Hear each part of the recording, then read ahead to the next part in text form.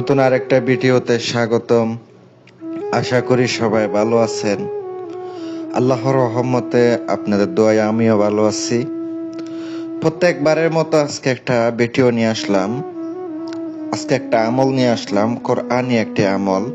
ইসমে আজম একটি নামের মাধ্যমে কিভাবে সাধন করা যায় আজকে এই ভিডিওতে বর্ণনা করব।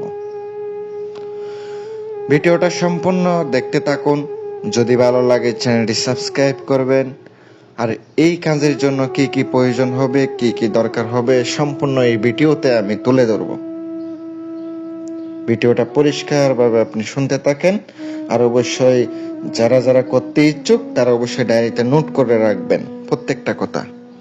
তাইলে আপনার জন্য সুবিধা হবে, কাজ করার জন্য সুবিধা হবে। আজকের আমলটি আমি আপনাদেরকে স্ক্রিনে দিয়েছি একটি নাম। ওই নামের মারফতে আপনি হাজির করতে পারবেন, সাধনা করতে পারবেন। যদি ইচ্ছুক হন তাইলে আপনি করবেন। আর এগুলাতে অবশ্যই রুহানি শক্তি দরকার হয়। রুহানি শক্তি ছাড়া কিন্তু কাজ হয় না, এটা অনেকে জানেন। আপনারা রুহানি শক্তির আংটি সংগ্রহ করতে পারবেন, অথবা আপনারা চালান করেও নিতে পারেন। আমি আপনাদেরকে নিয়মটা সম্পূর্ণ বলে দিতেছি। প্রথমে আপনাকে নতুন চাঁদের প্রথম শুরুতে আপনি আমলটি করতে পারবেন। ধরেন শুরুতে 3 দিন যাওয়ার পরে আপনি যে কোনো দিন থেকে শুরু করতে পারবেন। আর আমলের জন্য অবশ্যই একটা নির্ধারণ করে নিতে হবে, একটা রুম, খালি রুম। আর আগরবাতি লাগবে, মোমবাতি লাগবে, ধূপ, গোলাপ জল, এগুলা অবশ্যই দরকার হবে। আর অবশ্যই আপনার সবসময় পাক পবিত্র অবস্থায় থাকতে হবে, নামাজ পড়তে হবে। আর অবশ্যই আপনি যখন আমলটি করবেন নিরামিষ খাইবেন। এইভাবে আপনাকে আমলটা চালাইয়া যাইতে হবে।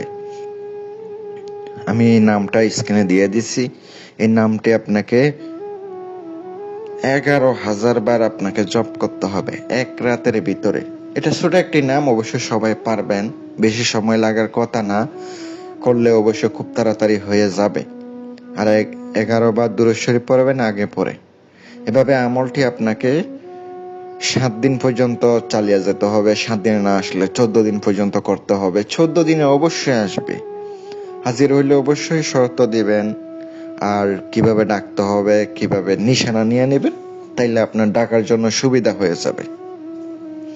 আর পার্সোনাল কাজের জন্য ব্যক্তিগত প্রয়োজনে স্ক্রিনে থাকানো মোবাইল নাম্বারে যোগাযোগ করবেন। আসসালামু আলাইকুম ওয়া